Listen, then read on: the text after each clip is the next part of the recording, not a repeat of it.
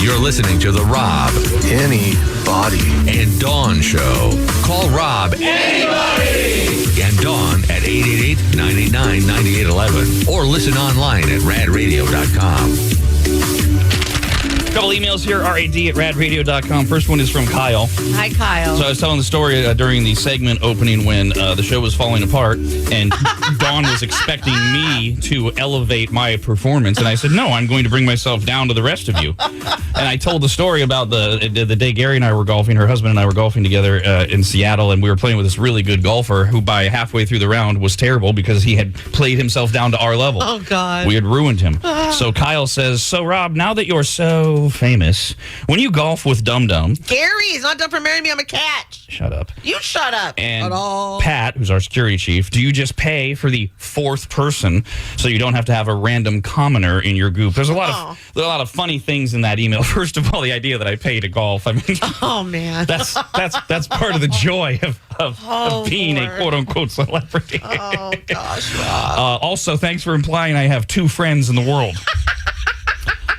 Usually, That is all you usually bring up with golf. they're Maybe one other, like your realtor. We have a waiting list of people in a rotation. And yes, usually it's my realtor, my friend for 20 years, Ralph. And then we have a couple cops and a former cop and a few other people that we rotate. I think he's just used to you mentioning more often the others. That's all. And he's not insinuating you don't have friends. Actually, he exactly insinuated that. He literally said, when you golf with Dum Dum and Pat, Gary's not done for marrying a catch. do you just pay for the fourth person so you don't know? He didn't say. Oh, so it's all he's ever heard. Which friend do you invite to be your fourth? By the way, right, well. if in the rare instance that I have to pay for golf, which still puts a smile on my face. God, Rob. Yes, I've done that before. We either I or the group we don't need to meet strangers on the golf course. They don't know how to play golf like we do. They don't play at our pace. Yeah, you guys are fast. They want to talk. We don't want to talk to them. And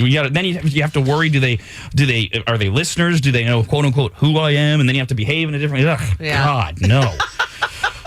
Then we got this question from Penny. Hi, Penny. So during the opening segment where Nick did nothing right, I did like a good manager. I found something to praise. Right. Right. Yeah. You have to treat employees like dogs. So I found a treat to give Nick, and I said, hey, he is printing out emails appropriately in real time. Yay. So then it makes them like happy in other areas. And I saw Nick's ears started to perk up, right? They went up. God. You're such a brat. But that led to this question from Penny. So I don't know what she picked. Oh, I know what. This is my poor communication skills. Oh, yes, you're known for that. Well, I've been getting a lot of emails over the last few weeks from people that don't understand things or they perceive things, and clearly it's because I don't know how to communicate. Right.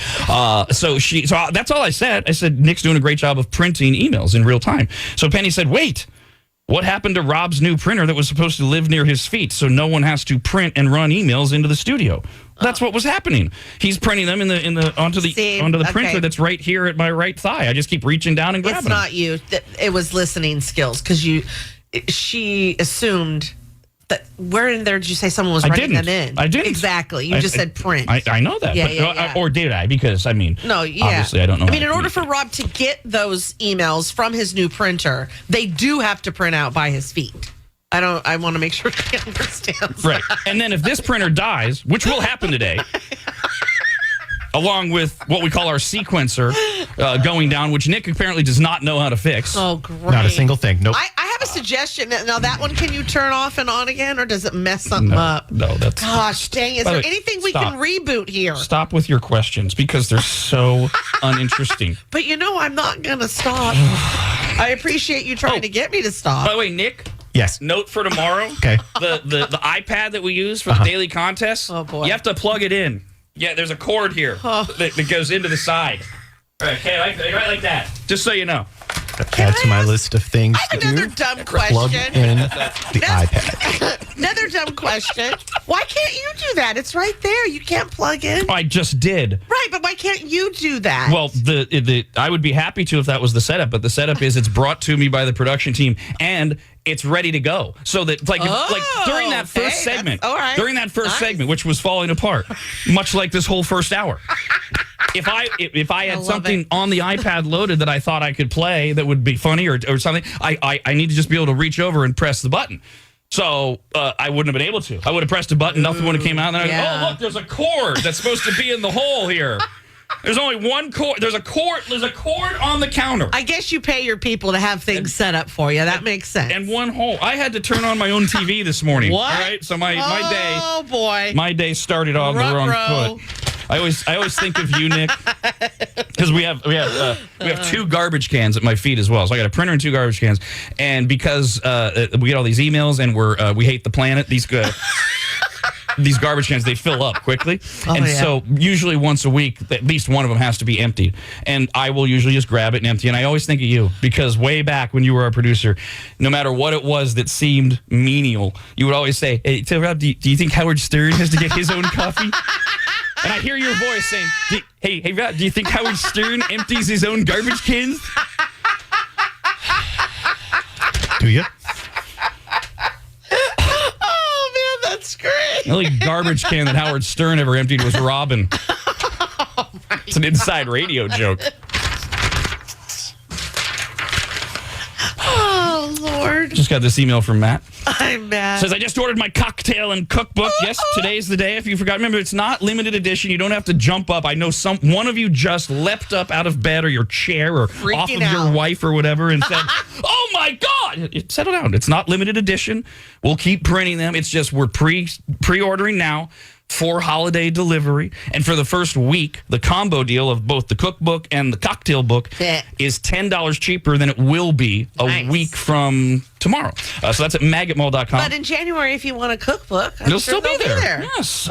Says the art for the books are great. Yeah, it really is. Funny how Queenie is the only one who looks miserable to be at the dinner table. Queenie, No. I believe they mean. Well, that's not what they wrote. Queenie would be like the word queen. Yep. And an IE. Exactly. He wrote Quinnie. Oh, yeah. Quinnie.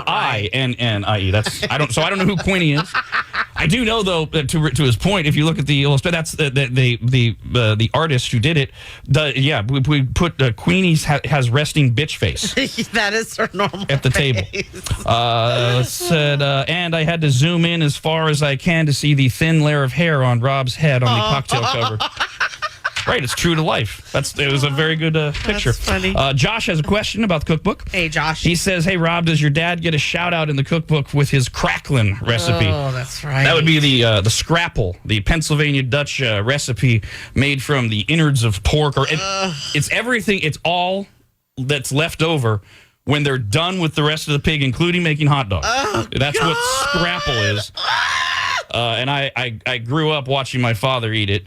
And I never ate it. I mean, I tried it one though, and then he made it for us on the air a couple years ago, right? Yeah. Stunk up the building. Oof, yeah. But no, that is not in the cookbook. I figure I'll wait till my dad dies, and then I'll use that as a way to as a memoriam to him or something. Profit off of his death.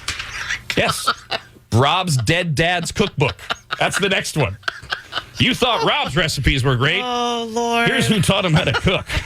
I remember that that if it was super, super crispy, it's good because it's almost like bacon, but not. But it's so crispy the way he made it, you can't really get the full effect of those flavors that if it's still left meaty. That was so you'll have to include both of those. Super thin. You gotta cut them super thin. So, but that, I didn't put that in the cookbook.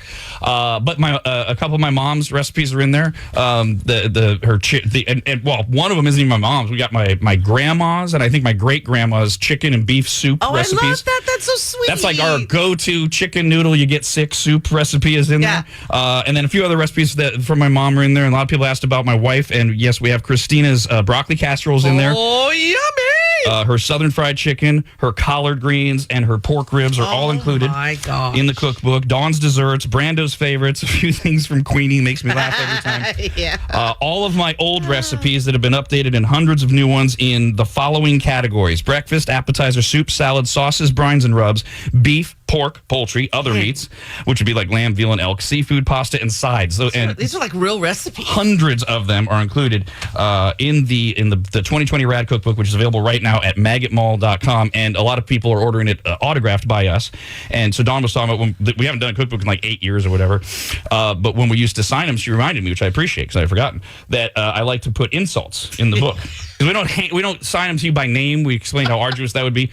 So we like to write something. So you're an idiot. Yeah. Was probably the go-to classic. You're a dumbass. Things like that. I So- always knew when you were getting tired because I would find just a bunch of dummies. It would just say dummy, Yeah. Rob. So Eric was nice enough, and he sent in some suggestions for insults for the cookbook. Oh, boy. And he does say some of these are inappropriate for the radio, which I've censored those. He suggests, thanks for the money. Now I can pay to sleep with your mom. Okay. All right, a little long, though. That's the thing Eric's not considering. I have to do this by hand with a Sharpie. So we got to trim these down. Says, I'm surprised you can even read this, you idiot. I like that. I can edit that down just a little bit. You're just an idiot. Well, I can make two out of that. You're an idiot. That's staying. Although I might spell your N different, like with a U and an R in the beginning. You're an idiot. Right. That's one. And then the other one would be, I'm surprised you can even read. Oh, all right. But there's a third. Idiot.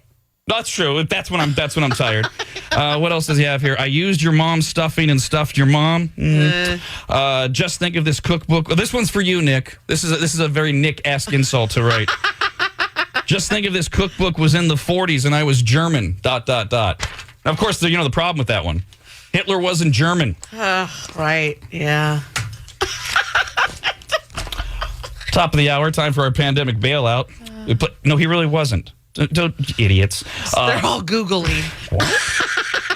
That's going to be the most searched thing when you go to Google. Was Hitler a German? Time for the pandemic bailout that we do every morning, 7, 8, and 9 a.m. It's brought to you by Tahoe Blue Vodka, the official vodka of RAD Radio at TahoeBlueVodka.com. We're going to get you qualified to win one of the 5 different grand prize packages going to 5 different people, valued at a total of over $20,000. Damn! That are all listed at RADRadio.com. We're going to play Master of Movies right now, give you a hint, and then play a famous movie clip. You give us the title of the movie it's from, and you win. Caller 18 guesses first, then 19, then 20, and if none of you know the title, droplets everywhere and no winner. We need a winner. Phone number is 888-989-9811 for Master of Movies right now. Rob, anybody, and Dawn. The Rob, anybody, and Dawn Show.